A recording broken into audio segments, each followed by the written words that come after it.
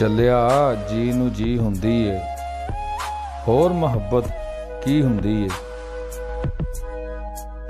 ਤੇਰਾ ਮੁਖੜਾ ਵੇਖ ਕੇ ਸੋਚਾਂ, ਐਸੀ ਵੀ ਸੂਰਤ ਹੁੰਦੀ ਏ, ਹੋਰ ਮੁਹੱਬਤ ਕੀ ਹੁੰਦੀ ਏ।